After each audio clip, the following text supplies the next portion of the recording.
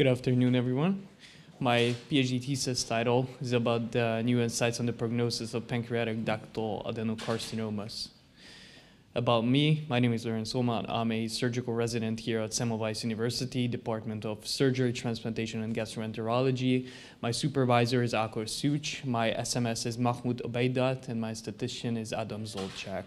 And my vision is to be able to combine the different research and knowledge in the surgical treatment of pancreatic cancer. And my mission is to research the different pancreatic tumor mutations which lead to a different prognosis of the cancer. I have two specific goals with two specific projects, which I have both started in September and in November 2023.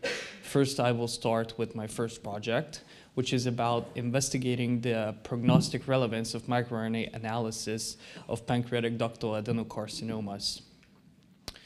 As the background, PDAC, or pancreatic ductal adenocarcinomas, is one of the worst prognostic cancers in the world, with a 5-year survival rate of around 6%. And therefore, it seems to be a homologous disease with a simply really bad prognosis. And therefore, what do we tell the patients? Well, one possible solution is to tell more about their prognostic would be micro-RNA analysis. Micro-RNAs are a group of nucleotides that affect the development of cancer by acting as either oncogenic micro-RNAs or tumor suppressor micro-RNAs. And therefore, our aim with this project is to investigate the prognostic relevance of micro-RNA analysis in the case of PDACs. Our clinical question, which we would like to answer, is could the newly researched micro-RNA analysis give precise information about the prognosis of patients with PDACs?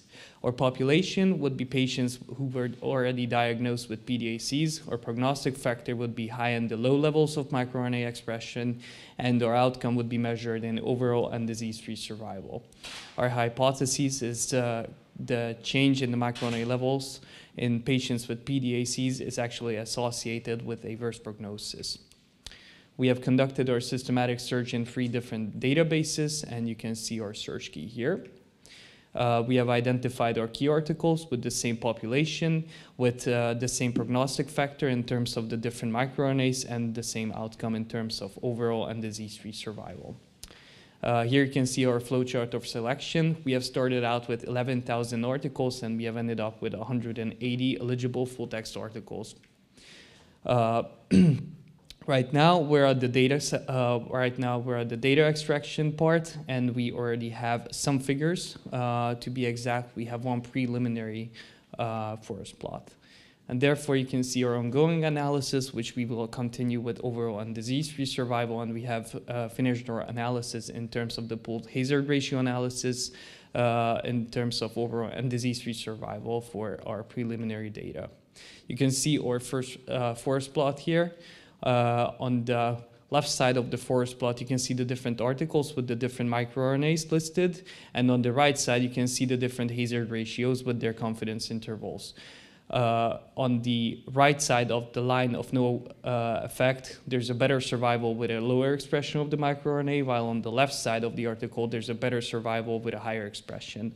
I'd like to look at 2 different micro-RNAs, specifically micro-RNA 218, where the higher expression has shown a better survival, and at micro-RNA 744, our last article at Miame et al., there was a 21 times fold change in the survival rates of patients who actually had a lower expression of the micro-RNA. We have some strengths and limitations of our data. The strengths would be that the micro-RNA levels actually show an association on the survival data, and we have included numerous micro-RNAs and extracted the data from their Kaplan-Meier curves. And we will continue to do that for our final analysis. And our limitations would be that we need to compare the different micro-RNAs in the groups, but we will have those at the final data. And therefore our only actual limitation would be that we have a heterogeneous population because these patients received different therapeutical methods in terms of surgery or chemotherapy or a combination of them. Therefore, our conclusion would be only an association in terms of the microRNA. So the microRNA expression levels have been associated with different survival data. And our clinical implications, therefore, would be that these can be used for non-invasive biomarkers, which could actually strengthen the diagnosis and could lead to different therapeutic strategies, specifically to decide when to operate. Our implications for research would be to study the pathophysiology of these different microRNAs to determine where to take their samples from and to determine if they have shown any therapeutic resistance to chemotherapy agents. My second project, which I am planning to submit in September, is about investigating the effect of different neoadjuvant therapies on the prognosis of borderline resectable pancreatic ductal adenocarcinomas.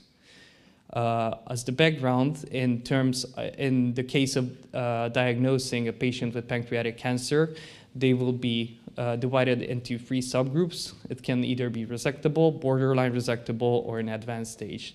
In terms of borderline resectability, there's a huge team which has to decide when to operate or if they need to have neoadjuvant therapy before the surgery. However, we know that surgery is basically the only chance of survival, with but only 15 to 20% of these patients and their tumor are actually resectable. In the case when there's no resection done, then the 5-year survival will only be 7%, but with resection it increases to 15 to 30%. In the case of borderline resectability, it's a similar case with higher survival rate when it's resected. Therefore, our aim is to investigate the effect of different neoadjuvant therapy regimens on the prognosis of borderline resectable PDACs. Our population would be patients with borderline resectable PDACs which are actually undergoing neoadjuvant therapy, or we will compare the different neoadjuvant therapy regimens and indications. We will use chemotherapy alone, chemotherapy with radiotherapy, radiotherapy alone, and minimal invasive radiological interventions. And our outcome will be measured in overall disease-free survival and the % of operability. Our hypothesis is that chemotherapy alone is safer and more effective in the treatment of borderline resectable PDACs. And our clinical implication in this case would be the safety and efficacy and survival and the recurrence rate of these treatments. You can see our progress here. We have determined that our topic is feasible and we are going to submit our Prospera registration. And as a summary, you can see our 2 projects here, which we are planning to submit in June 2024 and in November 2024.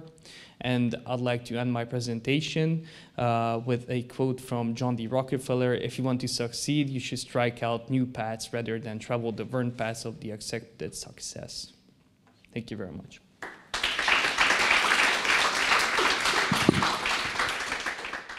How did you do the Cohen Cup of 1? Sorry? Complete agreement. Who do you work with? I do not have any kind of partner who I can work with in complete agreement. And you have gone through more than 500 hits, and you had 120 accepted and went through with that, and Cohen's Cup was 1. How did you do that? I have 2 TDK students who are really helpful, Maya Bakshai and Mariam. So, yeah. They comply. I've never seen a Cohen Cup of 1. They are great. They are really great. So okay, Cohen Cup of 1 is, anyway. There was this. So I looked at your forest plot, and there were lots of individual studies. Yeah. Should I go back? Yeah, and rightly so. There wasn't any pooled result because you should not be pooling different. And how many? So my understanding is that you are not finished with data extraction, and this is Is this finished, this outcome? No, it's just preliminary data for now. We have only extracted the data from these 18 articles, which actually had the hazard ratios in them. Mm-hmm. We also have extracted the data from the Kaplan-Meier diagrams, but the statisticians have determined that there wouldn't be enough time for them to analyze the whole pool, and therefore we were only focusing on the hazard ratios. And we have not determined the mean hazard ratio either, because in the final result, I will show you in the next progress report, but this forest plot will look at the different groups of the microRNAs. Okay. So we will have many studies determining, analyzing the same microRNA, and we will take a look at the forest plot like that. Congrats for the presentation. I am not quite sure I understood. How do the microRNAs help the surgeon decide whether to operate or not to operate? You said that was the clinical implication of your project. Can you please explain a little bit? Well, this could be a future clinical implication. Imagine the situation if, in case they would use the serum, they would analyze the serum microRNAs after the diagnosis, then they could determine that in case of this microRNA, such as microRNA 744, you can see that there is a 21-fold change if they have a lower expression. And therefore, if the patient in this case has a lower expression, then we will note that the best possible solution in case of therapy would be neoadjuvant therapy first, because we have time. But if that microRNA shows a higher expression, then we would rush into surgery. Do you usually use this microRNA biomarker in your current practice in Hungary? Well, right now we are not using them. We are using tumor markers, but we're actually planning to combine these tumor markers with a couple of microRNAs. Is it available in Hungary? Well, at the clinic it is. It is. I was told that there is an age-old argument about surgery, when it's sometimes too early, sometimes too late. Are your results able to influence this debate, or that's a whole different question? We are hoping to be able to determine that, yes. Most likely, yes. What is the cost of this microRNA testing, and how can you do that? You say to the computer, give the blood to the computer and say, do me all the microRNAs and tell me what you find, or how does it work? It's around the same cost as I know of, the same cost as new generation sequencing. So it's being reduced, but it's still high. That doesn't help me, that answer. Because I the exact cost, I'm not sure of. Yeah. And how many microRNAs can you ask for, or how does it happen? You can ask for, I think, 200 different ones, but there were studies about these microRNAs in terms of pancreatic cancer since 2010, and therefore we have reduced the number of microRNAs to look at, because we do have some significant data in terms of, such as microRNA 744, and I think it was microRNA 21, so they will definitely look at those two and add a couple of them more. Because if you look at multiple microRNAs at the same time, eventually you will have a fingerprint in terms of microRNA levels for the same cancer, and that makes it even more complicated to understand their role. It could be more complicated, but if you look at patients, then it's the same case at the tumor markers, because one can be in a really advanced stage, even though it, such as CA99 would have a lower level. So it's patient specific, I would say. Okay.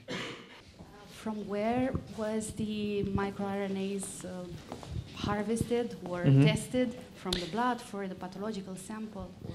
In the case of when there was surgery, they were harvested from the blood plasma and also from the tumor. But in the case of neoadjuvant therapy, they were most likely harvested from the serum. In the case they had minimal invasive preoperative techniques done, then they were, in some cases, also harvested from the tumor biopsies.